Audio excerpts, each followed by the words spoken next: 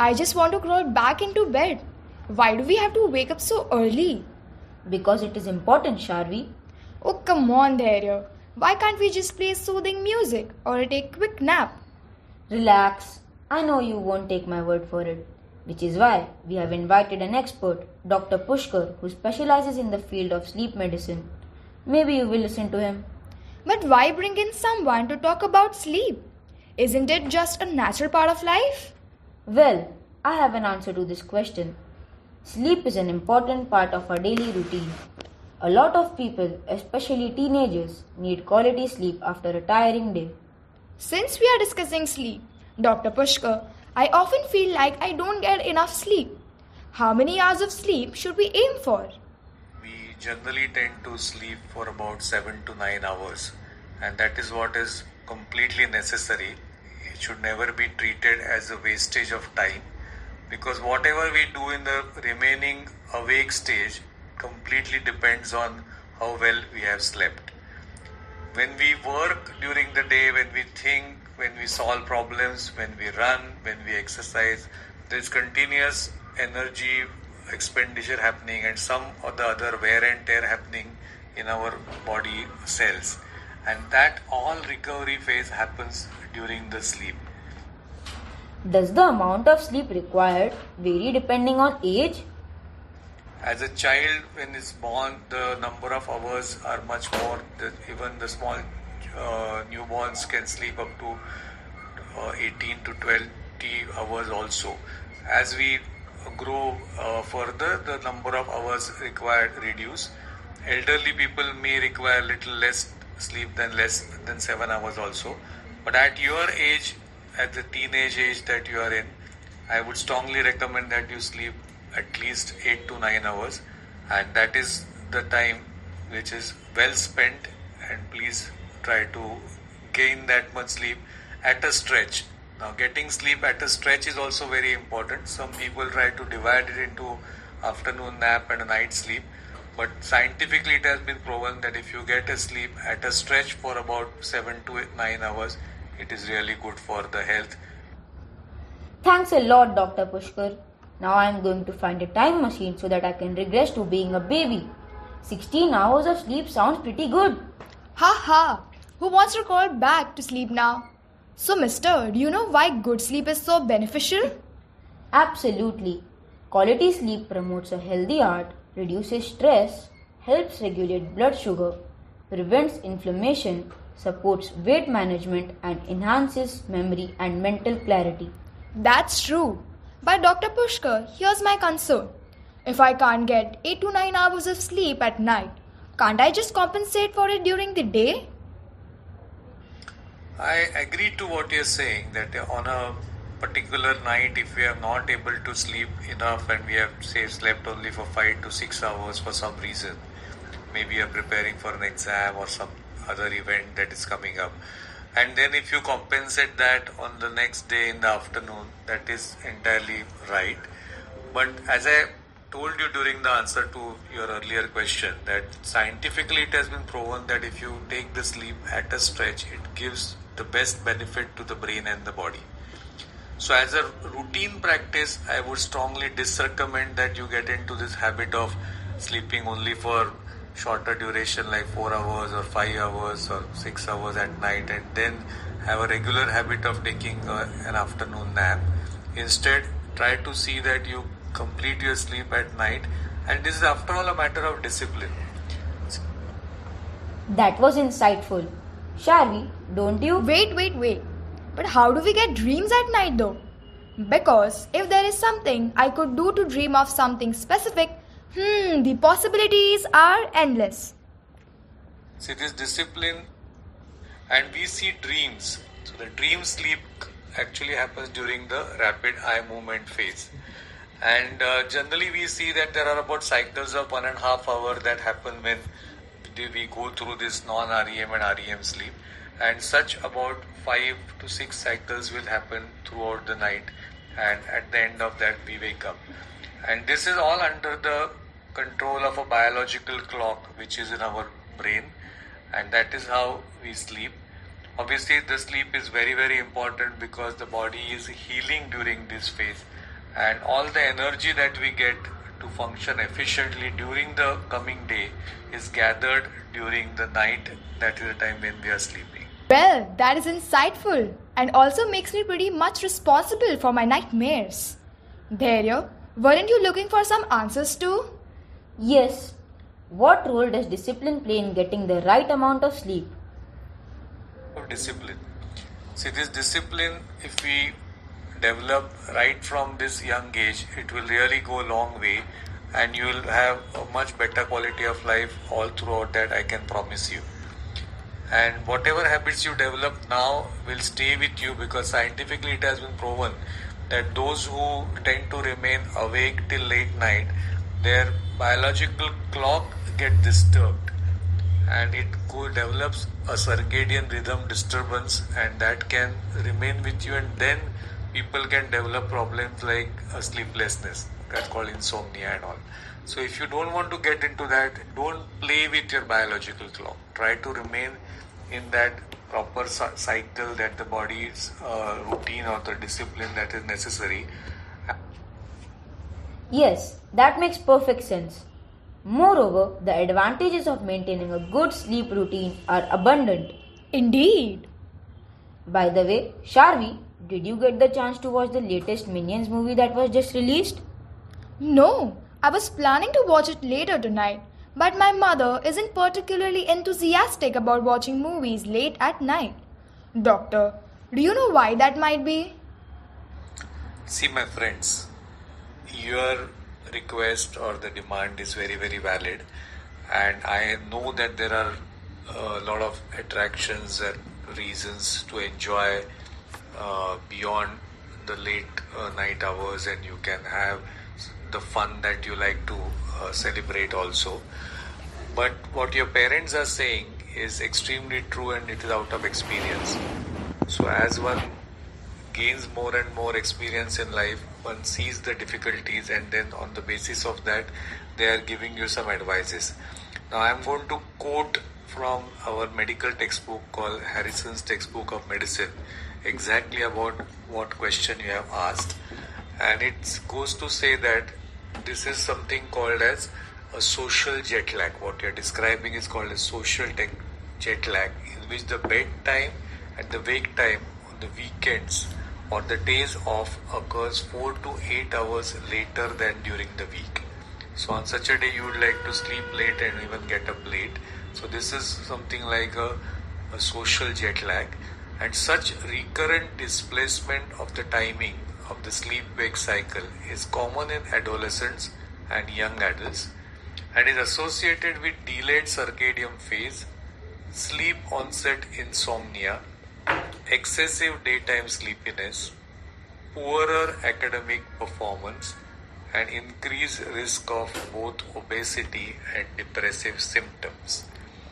All that I have read just now is from a textbook of medicine, which is considered our Bible. So this is the proof. Now it is finally you to decide. So a very rare occasion when you want to celebrate, fine, but if this happens repeatedly, it's going to harm you. And just remember that, and then decide what is right for you. Yeah, I remember this. But Dr. Pushkar, can sleep truly affect our overall health and well-being? Yes, the sleep definitely improves our overall health as well as the mental health. As we have seen till now, basically is the recovery that happens, or the healing of the wear and tear that happens during sleep is extremely important. And because of that, especially the brain which heals at night will improve your memory function, will produce a lot of happy feeling in the mind. When you have slept well, your day goes in a much calmer state, and you are more understanding towards others. There are obviously less fights or no fights or quarrels that happen. You tend to behave also in a much nicer and smoother way with others, and your understanding of the subject also is much faster. You are able to give answers in a much better and a clearer way, and you can think more logically. all this is with experience and proofs that we have gathered out of multiple studies and experiments that I am quoting to you. And even physical performance wise also, it is very, very important that our flexibility improves, and then the accuracy of our actions improve, the stamina improves, the strength improves, the muscle power improves, your digestion improves, your stomach performance is better, your all the motion passing is also easier. So on multiple fronts the sleep gives benefit, and this is beyond doubt, and most important is to always experience for yourself by doing it. It has been shown that people who were sleeping less, when they were advised to sleep more, and out of this suggestion, when they had a commitment towards that, they themselves have seen the improvement in the daytime alertness, and it is worthwhile. After you realize the improvement, you would like to follow that. So it's something called as nothing succeeds like success. So you have to first taste the success, and then you will continue doing that repeatedly. Well, that's certainly eye-opening. Dharya, don't you agree that our sleep hygiene is just as crucial as our sense of discipline? I'm not entirely sure about that. Perhaps our expert can shed some light on this. That if you have to get good sleep, we should spend the day also in a correct manner, in a disciplined way. And if you have good sleep hygiene, obviously we get good quality sleep, which is more beneficial. So I am again quoting from our textbook of medicine, that is Harrison's textbook, and it is said that attention should be paid to improving sleep hygiene and avoiding counterproductive arousing behaviors before bedtime. We should establish a regular bedtime and wake time even on weekends to help synchronize the circadian rhythms and the sleep pattern. Oh, I had no idea that discipline also plays such a vital role in achieving optimal sleep. Finally, I can scroll through Instagram without any interruptions. But wait, I don't want my mother to catch me and scold me for being on my phone late at night. Why is it so important to put our devices away before bedtime?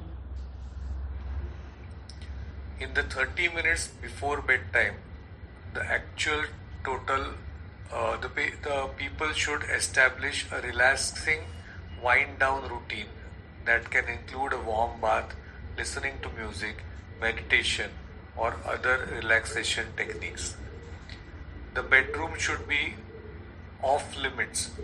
That is, bedroom should not have things like computers, televisions, radios, smartphones, video games, or tablets. If you are using light for reading, it should be kept in a dim state, and the blue light should be minimum. Now, the exposure to the blue light, as we know, increases the arousal state, so that should be minimized. And once in bed, we should try to avoid thinking about anything that is stressful or arousing, such as problems with relationships and work. If someone is not able to sleep within 20 minutes, he or she can get out of the bed, read or listen to relaxing music in dim light as a form of distraction from any anxiety. But artificial light, including light from a television, cell phone, or computer, should be avoided. This has been very clearly stated in the textbook. And another thing I'll tell you, that one should avoid heavy exercise before going to bed, because that also decreases the chances of getting good sleep. And the stimulant substances which people keep using, containing caffeine especially, should be strictly avoided, and they should never form a part of our daily routine. So many youngsters have started using caffeine to remain awake, especially on the nights when they have to study more. That's a wrong habit, and such kind of study which we do will never help us in the long run and will cause more health problems. So we should develop correct practices right from young age. By the way, Dharya, Have you had a chance to look at the new exam timetable? Yes, and I'm feeling quite anxious. I'm concerned that I won't get sufficient sleep over the next couple of stressful weeks. Even I am in the same boat. I am not sure how to juggle everything and still manage to get adequate rest. How the human mind thinks is that we always want to have more and more luxuries, and to gain the luxuries obviously we have been trained that we should have more money, because without which we cannot buy things. And in that process every individual somehow tries to get into a field which will give more money, and sometimes even when we are not liking a particular topic, or if we are not really be able to deliver the particular results in that subject also, we tend to stress ourselves to do that. And our parents and even the society sometimes pressurizes the students to work in that manner, and in that process many children they undergo a lot of stress during their schooling days or college days, and that is unfortunate that happens. And because of this continuous pressure and the feeling that we are in that race, we become more and more we work hard, or we try to even play with our lifestyle, and the first thing that gets compromised is the sleep, because finally the time is short, so we have to gain as much time as possible. And in that process sometimes this playing or decreasing the sleep or sleep deprivation that starts happening, and that is very harmful. So what I would say in nutshell is that if you regularly do your studies, then those 2 weeks of pre-exam tension will definitely go down. And don't consider exam as a life and death situation. Take it easy, enjoy your studies, what you are learning, whatever that knowledge that we are getting is the something which has come from the experience of our previous generations. So it should be taken as a treasure. It is like a treasure that is you are getting exposed to, and you can do maximum from that, but don't take it as a torture. So exam or is just one means to explore yourself, but in life to become successful or be happy, you don't have to only be reading books and just going and blurting it out in the exam or writing in the exam paper. That is not going to decide your success in the life. There are many fields and aspects which are important, and think in that manner and plan your life in such a way that you take enough rest and enjoy various aspects of life, and exams just become a part of the whole process. Then everything will be very smooth. Thank you so much, Dr. Pushkar. Your advice has genuinely alleviated my worries. I'll certainly keep your suggestions in mind as I prepare for the exams. Doctor, can inadequate sleep lead to serious health issues? Falling ill at young age, that is the teenage age that you are all in, should be minimum, because you are in the pink of health at this stage and all your body systems are functioning very nicely. You are in the youth, so illnesses should not be there. But because of multiple factors, including the environment, the pollution, the various stresses and strains that you go through, commonest of that can be sleep deprivation. There can be illnesses which are seen in the youth also, and what we are observing as doctors is that more and more youth are developing weight related problem. Overweight is becoming common, plus there are psychological issues which are there, like anxiety, depression, or substance abuse, which can be related to overuse of caffeine or addiction to alcohol, tobacco, or other drugs. So this is very unfortunate. And then there can be issues related to skin, which can be like acne like formations, or even there are some people experiencing early graying of hair or hair loss. So this is another issue. Iron deficiency amongst girls is common, and it is also unfortunate that sometimes enough food with iron is not taken, and that causes problem. And there are issues like acidity experience or not having proper clearance of the motion. So all these problems amongst teenagers are seen. I would like to draw. Some of our friends struggle with sleep. Could you suggest some effective ways to enhance our sleep quality? So to summarize, I would give you some tips to improve your sleep and the benefit that you want to draw from the sleep and have a good, healthy and happy life. First and foremost, make it a point to have a disciplined routine and work in the circadian rhythm. Try to go to bed before 11 and start your sleep at least around between 10 to 11 if you can, so that you can have good 7 to 9 hours of sleep. And according to your school timing, you may have to back calculate and decide your sleep time. But remaining awake late night is definitely harmful and that should be avoided. And total number of sleep hours are very important. Follow the sleep hygiene as we have discussed already, and don't stress yourself just because you have to deliver something or at the time of exam you want to get more and more a better and better performance. For that, don't stress and compromise your sleeping hours.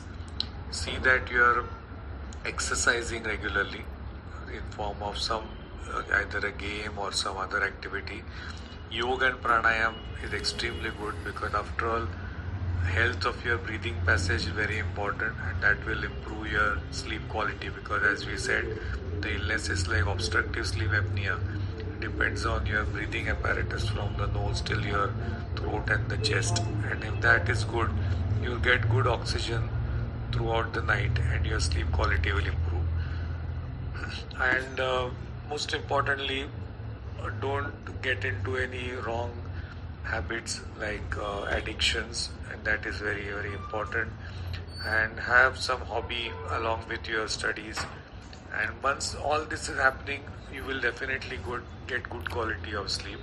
There may be issues related to peer pressure or sometimes family disturbances or the environmental problem. Not everybody will be fortunate to have a very peaceful bedroom. There may be differences in the economic strata of the children also, but every child should try to think that this is a life that we have got as a blessing from the God, and we can do as much good as possible to ourselves, and once we are good and happy, the same happiness can be spread to others and the whole life can be very very enjoyable. Thank you very much for all the nice questions that you have asked, and I'm sure this interaction will be of good help to you and you will really enjoy everything that comes on your way. Thank you again. All these insights are incredibly valuable. Thank you for lending us your precious time and advice. To sum it all up in a blanket, sleep is one of the most essential and inevitable things in our lives. That's all for today's episode. This is Sharvi. And this is Dharya, Advising you all to go to sleep.